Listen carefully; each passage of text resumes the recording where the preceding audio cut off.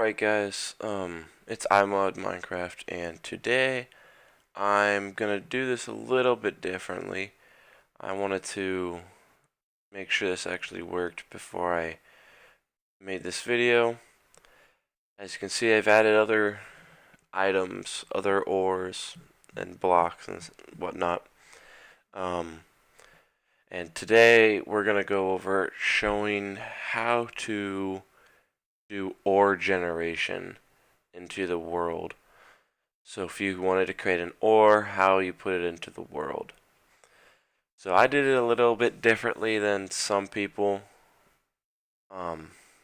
This is just kind of how I wanted to do it. And I created 3 different ores right here. And you don't need to make them blocks and all that. So Eco Diamond Ore, that's for the overworld. Eco Diamond Ore E for the end. And Eco Diamond Ore N for the nether. So if we open these up, open all this stuff up.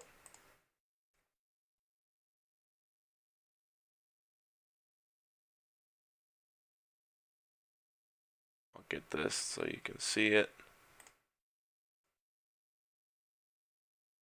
Come on.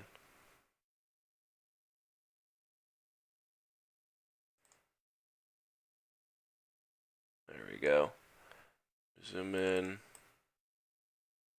That's what it looks like. I got a stone background to it with this on it. I kind of just did that for the nether and the end as well. I erased the stone and dragged in the nether rack and dragged in end stone and set it to the background. So then they kind of blend in nicely. So then the first thing you're going to want to then do is we want to initialize it. So Eco Diamond Ore is equal to new diamond ore. You want to set the material to a rock. At least that's what I did. I mean, you could set it to whatever you want. Then, like before, you want to set block name, not localized name, but block name, since these are blocks. And I just named it Diamond Ore O, so I knew it was overworld. And then set the texture, and I have the 3 different textures for each one. And I just went ahead and just kind of made a comment at the end, so I knew which one was what, just for in case I'd forget what the letters mean. I mean, most likely wouldn't, but yeah. Create those, then you're gonna want to make the Eco Diamond Ore class, and that's what we're gonna get into here now. Eco Diamond Ore. Okay, yeah. And then we're going to create another class as well. So the first thing you're going to want to type in is public item get item dropped. And this is going to, I'm just going to show you how to do this one as well. This isn't part of the OreGeneration, but it helps. It's helpful. So you want to go. So then you're going to take parameters of int metadata, random, rand, or whatever you want to call it, and int fortune. And then we're going to say go ahead and return the name of our project and the item that you want it to drop. So that's that. So if we go back here, and then you want to create a, click your main class here, click new class, and you want to type in OreGeneration, like I have here.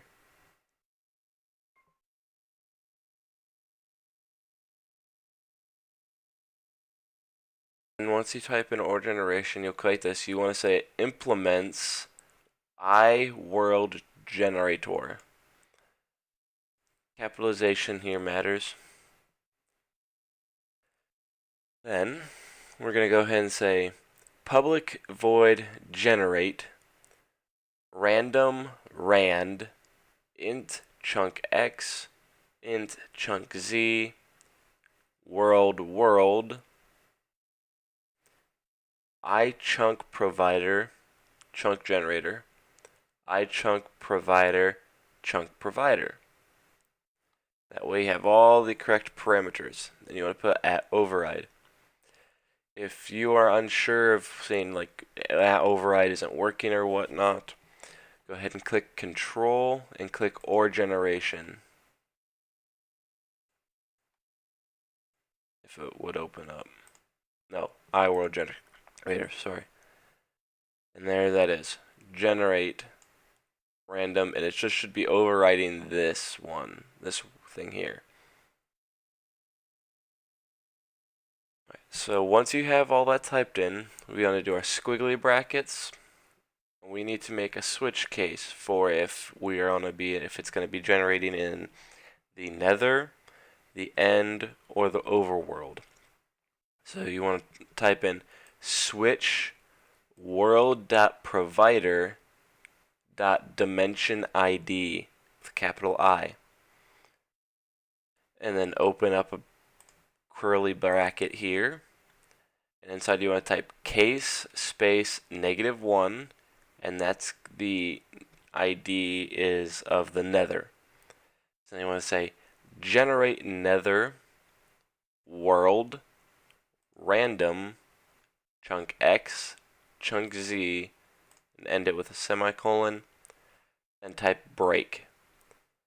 Now for you, generate nether is going to be red, and that's because we don't have yet the method that's been put in down here. First, let's continue adding these ones in. So you'll then want to type case 0 colon next line generate overworld, and then the same parameters as above. So you can just copy that line and paste it and just change nether to overworld. And then we want to do the same thing here for the end, but we want it to be in case 1. Make sure you have break after each one, or else it'll generate and continue, and we don't want that. Then you want to end the two curly brackets if it hadn't done it already for you. And then we're going to start creating each one for these, for each world, the nether, the overworld, and the end. So we're going to go ahead. I'm pretty sure you can just right click this and hit create parameter or whatnot. So you can go, well, let's see if I do this. Yeah. Create method generate nether world random int int. Click that, and it will add it in there for you. Just remove that, and we're going to type in what I have here. And that's, so once you get the public void, generate nether, world, random rand, int x, int z, just I changed those to make them a little bit smaller so that's easier to type in, less stuff to type in. Then we want to do generate or dot paren the name of our project, our mod, dot, and then the name of the ore block. So mine's here for in the nether, eco diamond ore n for nether, which I had done. And you want to type in world rand x z, and then this right here is, if I remember right, it's the minimum amount that you will find in a vein size. This right here is the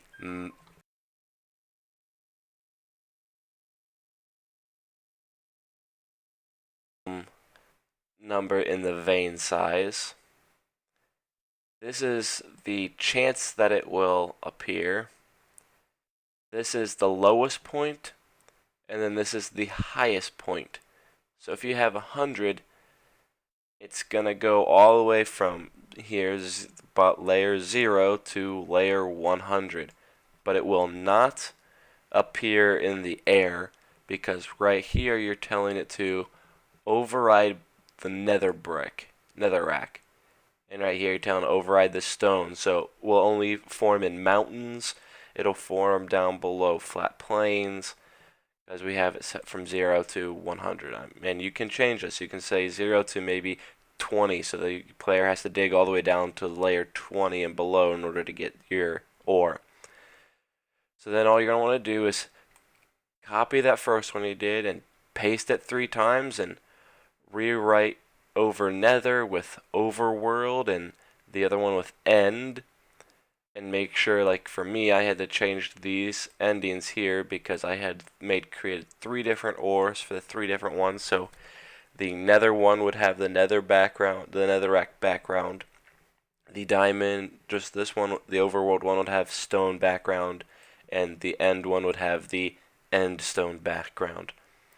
And you want to make sure that when you're doing it for the end, you want it to override blocks.end_stone.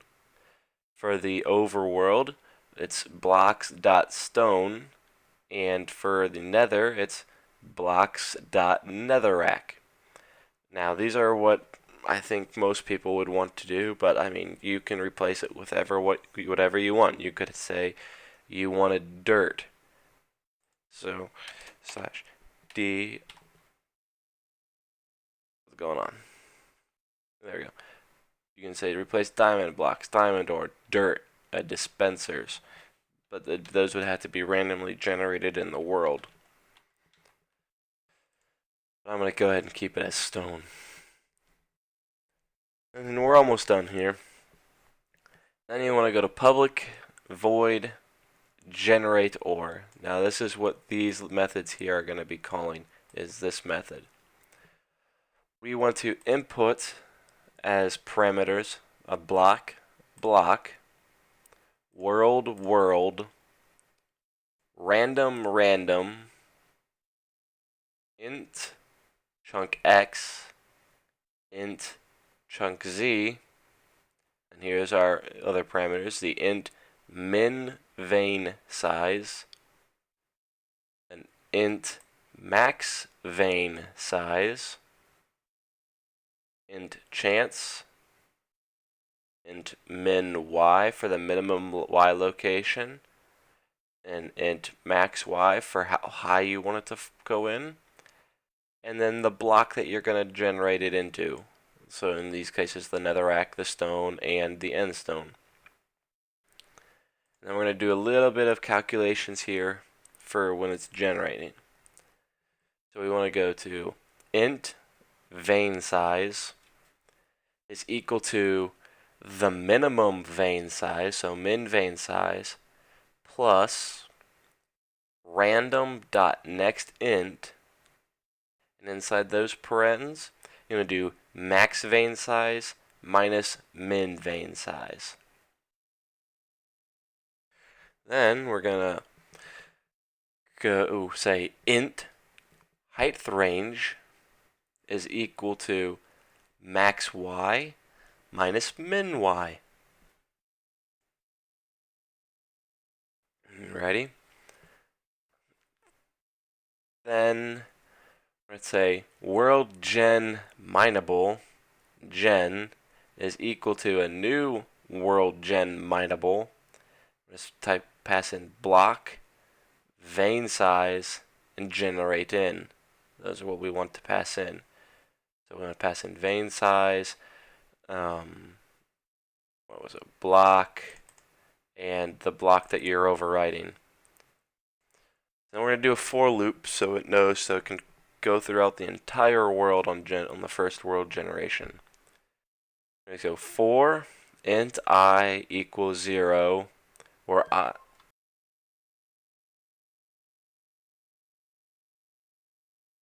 is less than chance I plus plus.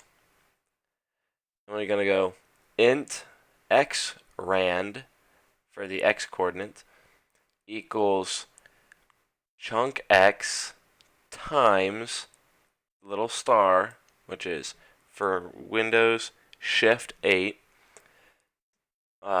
space 16 plus a random dot int 16.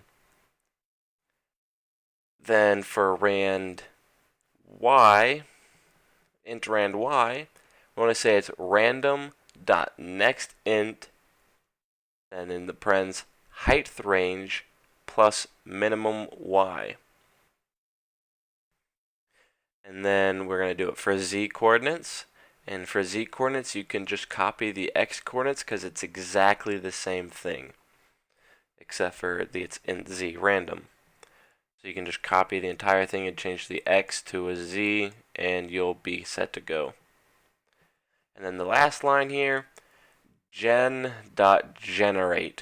world random x rand, y rand, and z rand. And that will be the generation. Then we're going to go back into our main class, and we're going to want to register these. So we're going to do make sure you've registered all your ors, and you've created all your ors. And then you want to say game registry dot register world generator.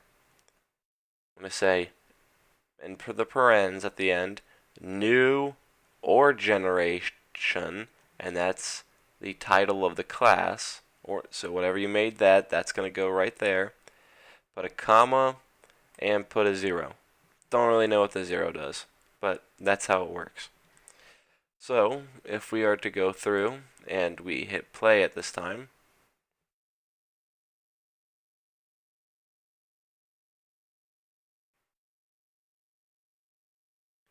let it all launch up.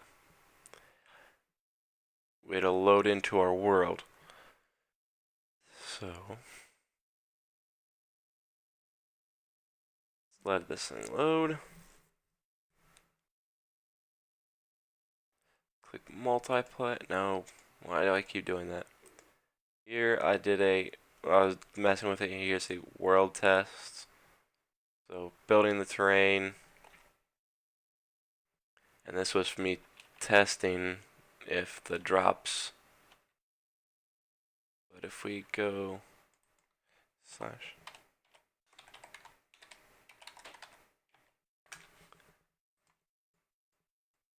Let's try digging down some, see if we can find some.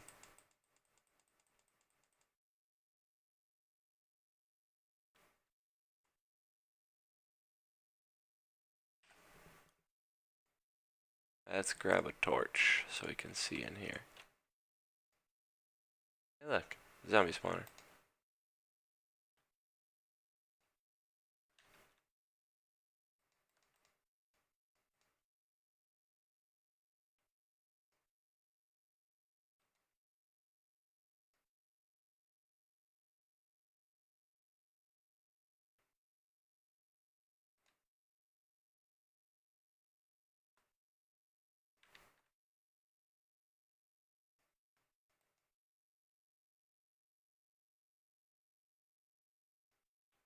Alright, well I'm going to pause the video, and when I find it, because I think 5 would be considered probable, possibly it seems like a low chance of it actually appearing, a little bit of lag right here. Nope, there it is. They're generated in the world. Looks like maybe a set of 3. Nope. So yeah, there you can see it's generated itself into the world.